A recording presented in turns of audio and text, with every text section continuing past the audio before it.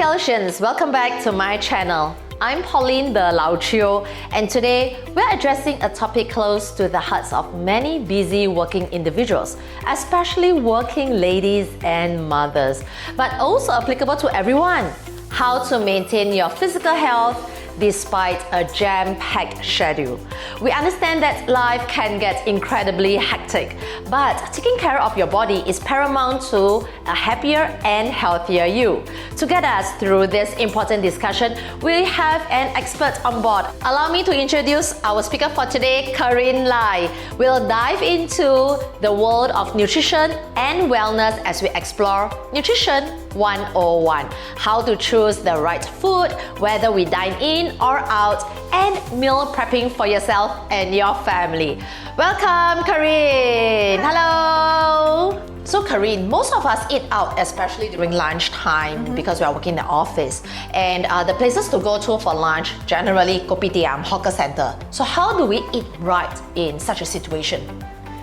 Honestly, living in Singapore is so tough. Oh. We have a hawker center culture. Yes. And we have the foodie culture. Everything is so good. I want to eat everything. Yeah. Right? Really, the first thing to do is to understand really is there is no good or bad food. Everything is relative. So if you go to a hawker center or kopitiam, right, it's always like store 1 offers this, store 2 offers this, and then what is a better option for you at that point in time, based on your needs, then that's the option for you. I see. And I realized because 10 years ago when you were training me in fitness, the first thing you asked me is about my nutrition. What's my diet like? And I say, oh, I eat very healthily. I always take fish soup, right? And I say, actually you have some comments about it. Right. So maybe you can share with the audience, what is it about like fish soup that we have to take note of? Well, everybody seems to think that you eat fish soup is very healthy, right? Because fish what, right? Yeah. Okay. But if you go to the typical, this famous Teochew fish soup place and you order a bowl of fish soup, what's inside? The fish, the soup, the bihun, the tofu, and maybe some strands of vegetables. Yeah, correct. Okay. Then the majority of the content is the soup and the bihun. Yeah. Or rice. How much fish do they actually give you? Well, nowadays with inflation, sometimes I count 5 pieces. Yeah, correct. 5 thin slices. Right. And thin slices. Yeah, thin slices. Okay. And then how much vegetables will go inside there? Maybe if you are lucky, maybe 3 strands of vegetable or maybe a piece of lettuce. So it's very common, that bowl of thing that we typically buy from the hawker center or kopitiam, right?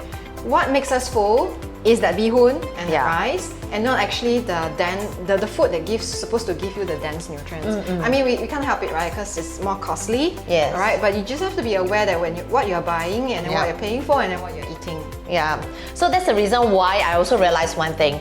When I was working in office with a fish soup, what happens is I have my lunch at about 12 o'clock. Then 3 o'clock, I start to get hungry. Yeah. So this is where I realized probably we didn't have enough nutrients. That's the reason why we snack. So what are the types of food can we choose, in this kind of situation in the hawker center or kopitiam when we eat out? Yeah. In fact, right, I would really think that the economic rice store is very underrated. Economic rice store. Right, the Cai Peng store. Cai Peng. The 这个那个 yes. 这个那个 right? You have the option to choose what you need, alright? So if you find that, I need a little bit more protein this period of time because I'm working out quite a lot, or I need more energy, then you can 这个那个 more protein, right? And you can also have the option of telling uncle to reduce your rice if you really don't need that much. But if you need, go ahead, right?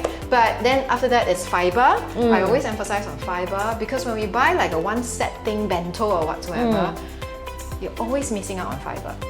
Always. Yes. The vegetable is always, I don't know, you can count the strands, right? Carrot, 2 slices for you. Right? So when you do economic rice, you really can 这个 and you write 3 portions of veggies right on your plate. So 3 portions of veggies. Take it.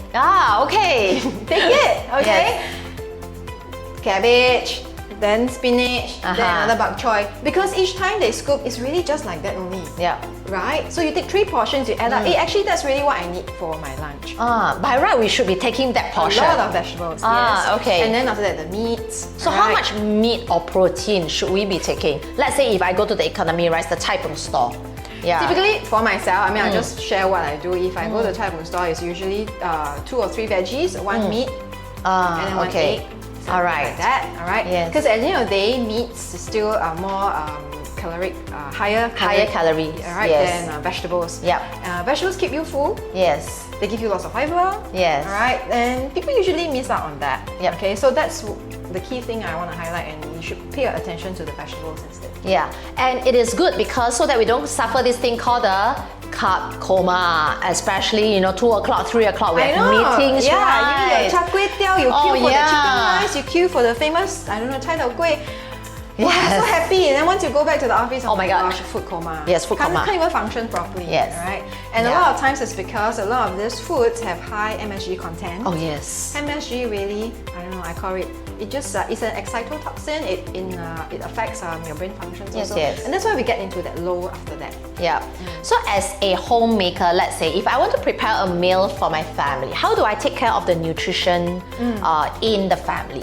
Yeah, the nutrients. At home is the easiest because you control everything. Yeah. But the hard thing about cooking at home is the preparation. Okay. Preparation in terms of even going to get the ingredients back. Yes. I must have that vegetable at home before I can cook, right? Yes. Okay. And then I must buy that meat first, all right? It must be in the freezer before I can. So there's some planning involved. I wouldn't say it's very, very easy, but you can plan to cook easy stuff. Yes. Right, don't need to be too complicated.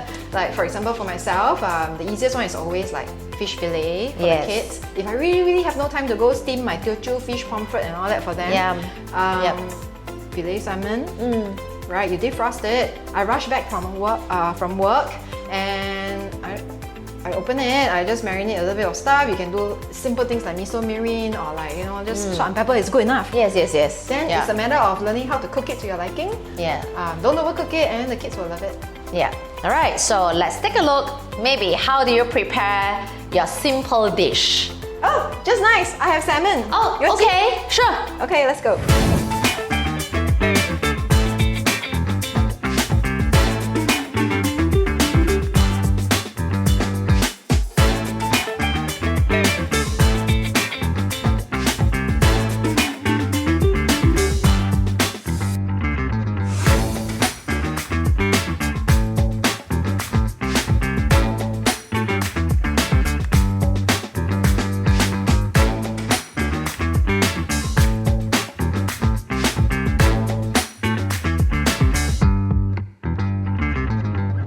That's it for today's episode on taking care of your physical health despite your busy schedule.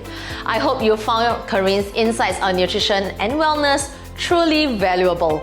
If you enjoyed this episode and found the information helpful, don't forget to support by hitting the like and subscribe buttons. Feel free to share your thoughts in the comments and let us know what you'd like to cover in future episodes. Remember, it's all about taking care of your body, mind, heart, and wallet for a happier and healthier you.